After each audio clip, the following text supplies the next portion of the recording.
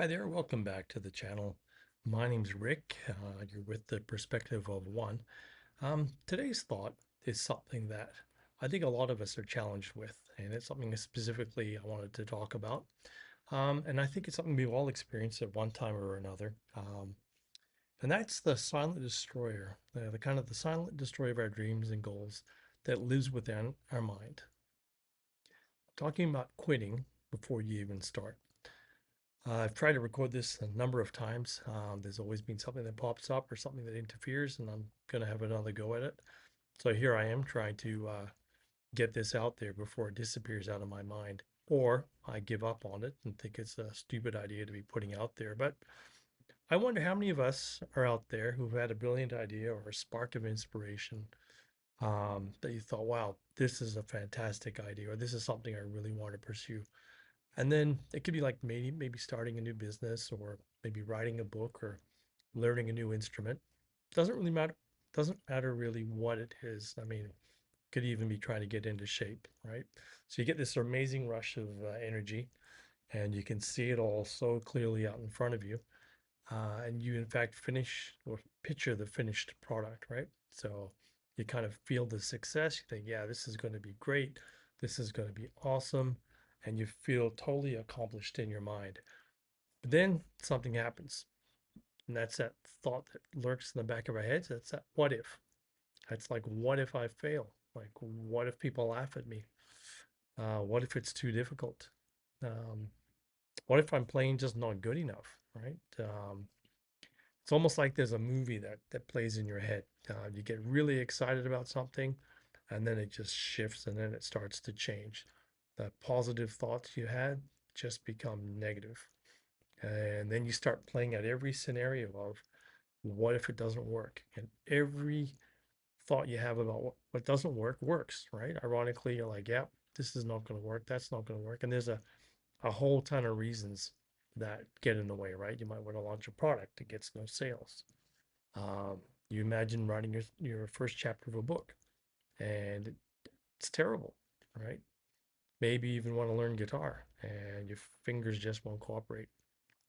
So we end up with this process of a mental rehearsal and mental failure. I think it's a form of quitting. I think we probably have all been there, right? We haven't taken a single step of action. We haven't tried to do or fix anything, but it's shut before it even starts, right? So you open a blank document, you haven't even picked up a guitar, you haven't even figured anything out, but in your mind, you've already tried and you've failed. You've already experienced the disappointment, the embarrassment, the rejection, and because of that, you decide to protect yourself. And you already experienced the disappointment, the embarrassment, the rejection. And because of that, you decide to protect yourself from the pain by simply not starting. Now, this is a powerful yet destructive form of self sabotage. It's a trick our brains play on us. It's a defensive mechanism designed to keep us safe. Like our brains were wired to seek comfort and to avoid pain. And to the brain, the pain of failure is just too much. And the failure of trying and not succeeding is a very real threat.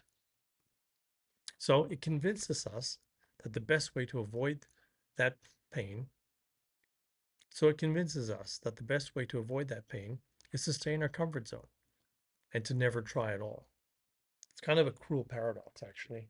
By trying to protect us, our minds are actually preventing us from experiencing the very growth and joy that we crave. So, how do we break this cycle? How do we stop quitting before we start? I found the first thing is to recognize the pattern, right? For me, the pattern, ironically, is actually buying things. It's actually even for this video, maybe buy a camera or buy a new microphone, or you try a whole bunch of other things rather than getting into the point of what you're trying to figure out, right? So once you recognize the pattern of kind of avoidance, you become aware of it and you feel that familiar rush of excitement. We need to pay attention to what happens next. When the doubts and fears start to creep in, right? We decide, or what I've decided is I don't ignore them. I kind of acknowledge them and I go, yep, I see you. And I say to myself, okay, there's that voice that's trying to talk me out of this. I hear it, but I'm going to make a small step anyway. And I think that's the key, the small step, right? Um, if we all make small steps towards a goal, all of a sudden it makes it a lot easier. It's because we don't want to get overwhelmed, right? We overwhelm ourselves by thinking about the entire journey before even setting that one step out, right?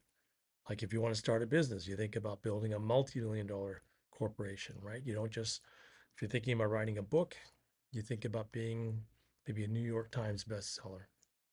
And of course, this is a recipe for disaster because that scale is so immense, it becomes too much, right?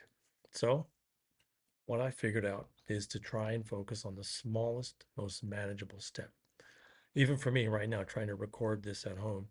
And like I said, I procrastinated. I got equipment. I thought this is not going to sound good. It probably doesn't sound very good, but it's a first step, right? I kind of wrote down some ideas and I decided, okay, I'm just going to take a step. So, what I think is the goal isn't to create a masterpiece in that one movement, right? The goal is to break the inertia. And I think that's the important bit. It's to prove to your brain that one small step won't hurt you. In fact, it's just the opposite. It's the first breath of your dream. So, what I found out is this is often referred to as taking imperfect action. We kind of wait for the perfect moment to do something, but that perfect moment is probably never going to happen, right? So, we plan this out. We think this is going to be excellent or this is going to be the right moment, but that right moment never comes. So, what I found is you got to be brave. You got to take that first step, although it is imperfect, and figure it out and take some action along the way. I'm sure I'm going to look back on this video and I'm going to think, well, what was I talking about? What have I done? But, anyways, it's a first step. So, let's try and reframe what we're trying to do. So, instead of seeing failure as the enemy, let's see it as a necessary part of the process. Every time you try something and it doesn't work, you've gained valuable information. You learn what not to do. You become wiser. You become more resilient. It's kind of like failure is not the opposite of success. It's a stepping stone towards success. So quitting before you start, however, is really the only one true failure. It's the one path that guarantees you will never learn, never grow, and never achieve. So I challenge you today. I want you to think about that idea, that dream, that project you have, that one that you've been playing out in your mind for weeks, months, or even years. And I want you to silence that voice of fear for just one moment and take one single step, one tiny, imperfect step. Open the laptop, send the email, make the phone call, buy the paint, go for the 5 minute walk, whatever it is that's holding you back, take that one step. Don't worry about the next step, just that one step. Just focus on it. Because once you take it, you've already done something that so many people won't. You've started. And once you start, you've already won a battle against your own mind.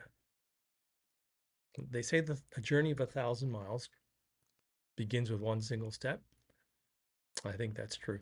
So thank you for watching, and I'll see you next time.